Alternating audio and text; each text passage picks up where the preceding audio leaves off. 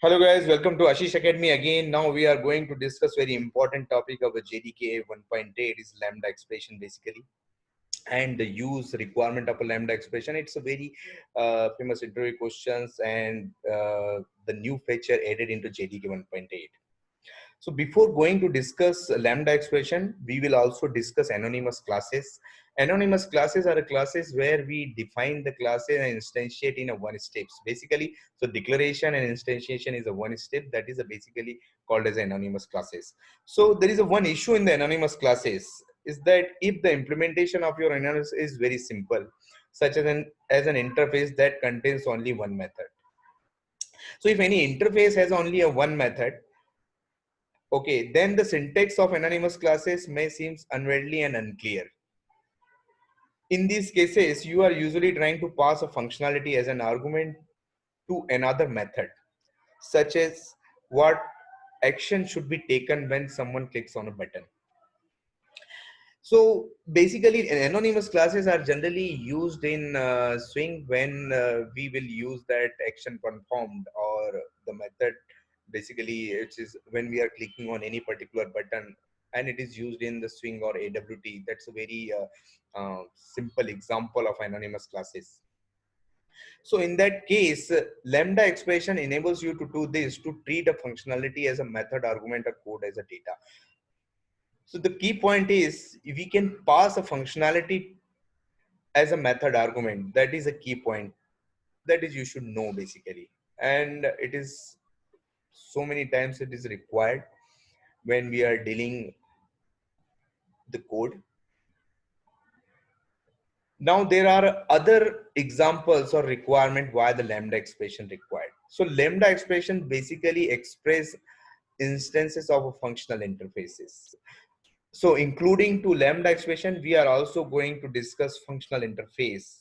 A functional interface, an interface with a single abstract method is called as a functional interface.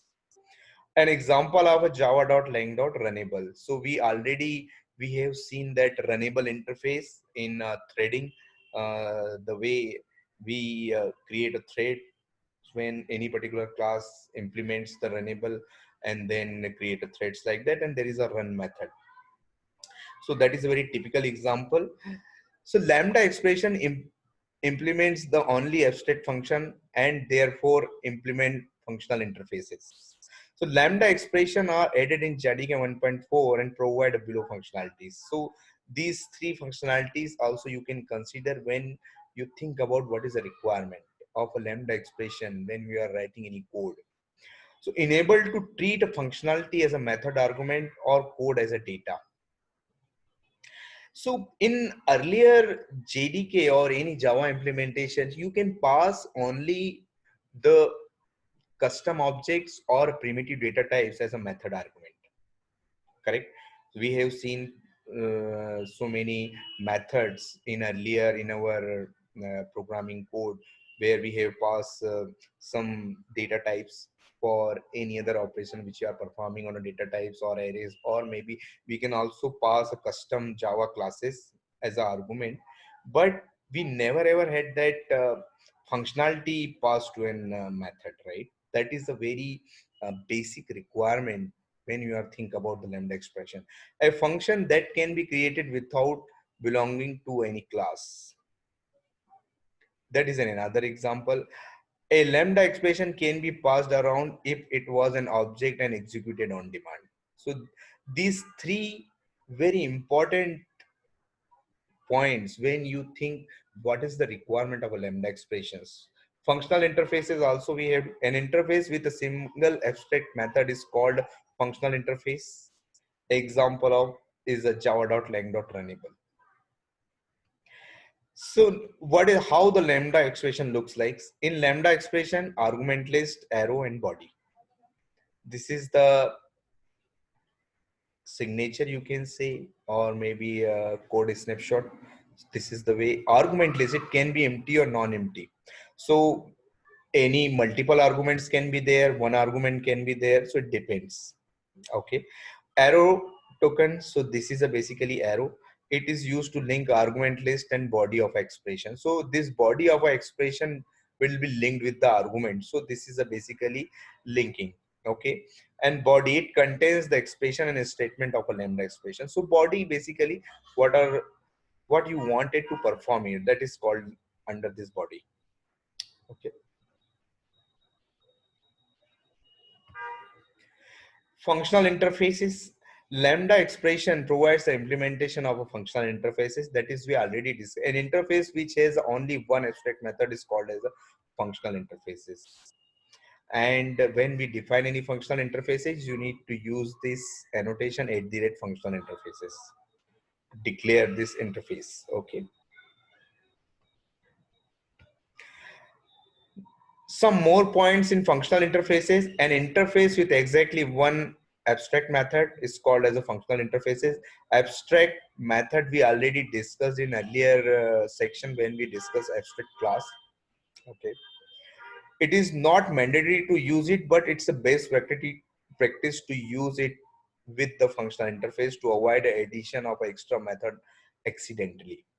If the interface is annotated with the functional interface annotation, then we try to have more than one abstract method, it throws compilation error.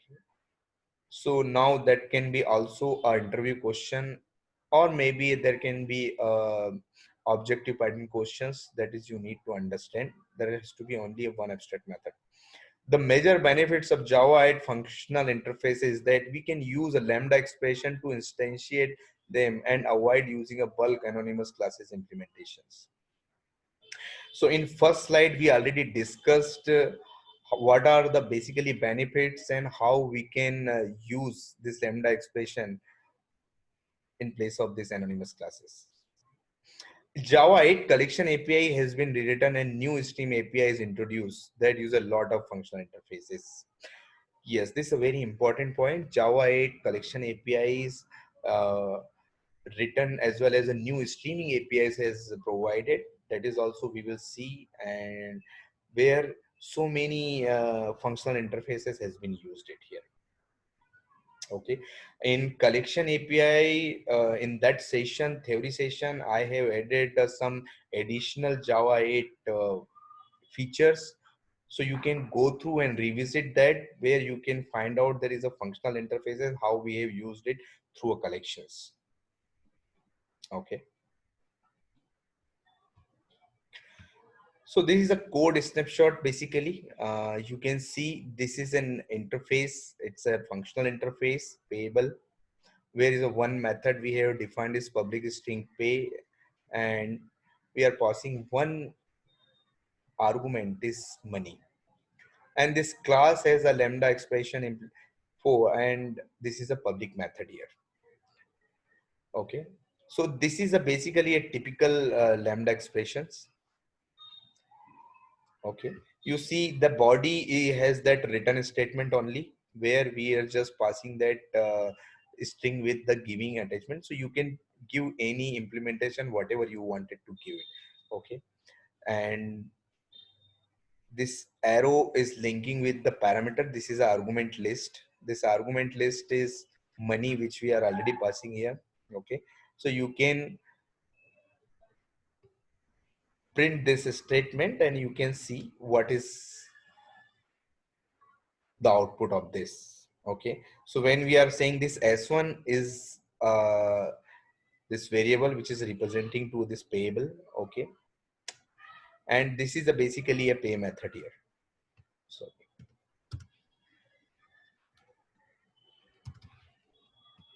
okay, so I'm passing this 5,000 as a string which is considered as a money, and so this return statement will be giving 5,000. So this return statement will print, okay, giving 5,000. That will be the output of this.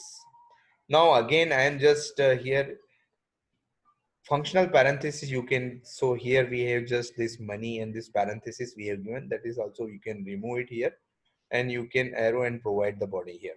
Again it will print the same, but here we have removed this parenthesis here, and I have just defined as s2 is another variable which is also representing to a payable. So this is the code snapshot we have written to just giving the high level idea of the lambda expression. Now another example. multiple parameters. So this is another functional interfaces add method taking two parameter a and b, and this is a simple class I have written public static void main, our main method. This is the entry point, multiple parameters. So addable, and this ad1 is basically a variable which is representing to this addable, and this a and b, this parameter is nothing but this a and b, and this body of this function is a plus b. Okay, so a plus b, so we are providing the addition. Okay, so this addition basically we are just providing in a body. When we are printing system.out.println and ad1.add, so it will print 10 plus 20. Okay, so this is the meaning of this lambda expression. And multiple parameters with data types in lambda expressions. So here you can also provide a parameter with the data types like that, integer a and b. You can just provide a and b, and then you can just print. It's the same, but only just provided this data types here. There's a third example, which is we are using for iterating a list. Now, when we are iterating a list, maybe if you just revisit to our collection theory session or maybe a programming session, we generally use that create a iterator. Through iterator, we iterate the list, right? So we have created a one list here. Here we haven't used any functional interface. So without any functional interface, and I have added these two strings, Virat and Rahul. So this list, after that, the list size will be a 2, and there will be a 2 string object inside it.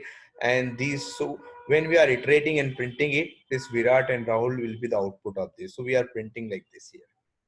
So this is another example of a lambda expression.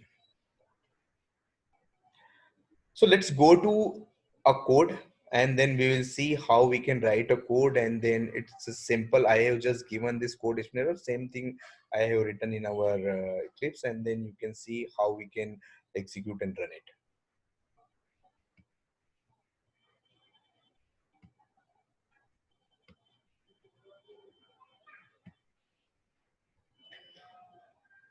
So I have just created here one interface is sellable, and there's functional interfaces.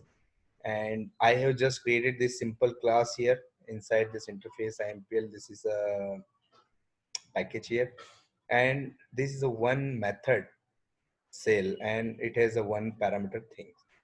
Now multiple parameters. So here, if you will see here, public static void main, correct? This s1 is a variable which is representing to a sellable, and thing which is input parameter, and this arrow is defining the body of this function. Okay, so this body, or this is a functionality which we are passing here. So this is a body where we are just, I have defined this string things I would like to sell. I have defined another string operations where I have added this string plus thing. So this thing is whatever which we are passing it here. Okay, and return the operation. So now I am just trying to access this particular cell function. So I will using, you're calling this cell function through this s1 variable dot cell, and I am passing t. So this t is nothing but it is coming as a thing here. So when we are passing thing here, it will come as a thing here. So things, so what will be, so this things value is I would like to sell, and plus this things. So I would like to sell T. That will be the output, and that is a return. So when this return it will end, it will print it here like this. Let's execute it.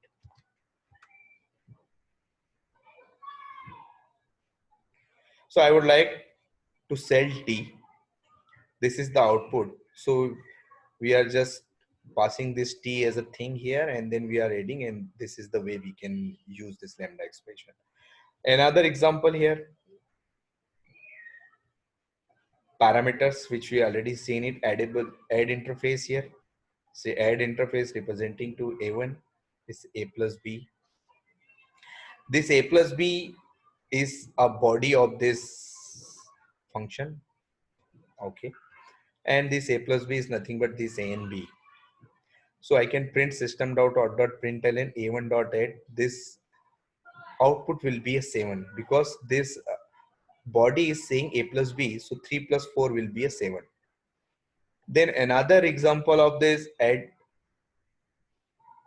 This is a variable which is representing again add interface. Here we are using a data types also, int a and int b. In earlier version, here we are just passing a variable. Here we are passing with data type, and that is also saying is a plus b only.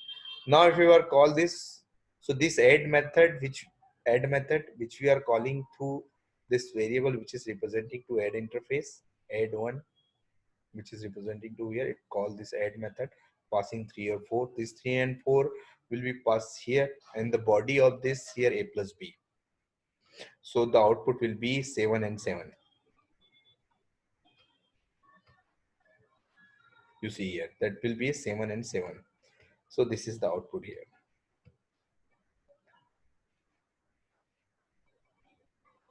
Now this is a third example of a list without any functional interface, and here I have created a list. Basically the creating a list is basically list type of string, list, new array list. So I have just instantiated array list and stored into a list variable, and this list is nothing but an interface, and this array list is a class which is implementing to this interface. Okay, this is the way you create the list, and you can revisit to a collection session where you can find out how you can create a collection, how can use it, iterate, manipulate it. Then you will also understand it. So list dot add. So I have added a two string objects. One is a Ram, one is Mohan. So there is a two objects are available in this list, Ram and Mohan. When we are iterating here, in earlier, if we don't have this expression, we will use that for each loop, or maybe we iterate through iterator. So you can just revisit the session and then you see how we can create a iterator and iterate it. Now here we have used this lambda expression like this. So when you iterate it and then you will print it. Okay, so you understand, you see how the output is. So Ram and Mohan. So this is the way you can print of any list variables just for this simple. You don't need to create any iterator or for loop or like this. You just write this expression and you can just write it. That's so you can also minimize the code, and you can write a good code basically. So thank you very much.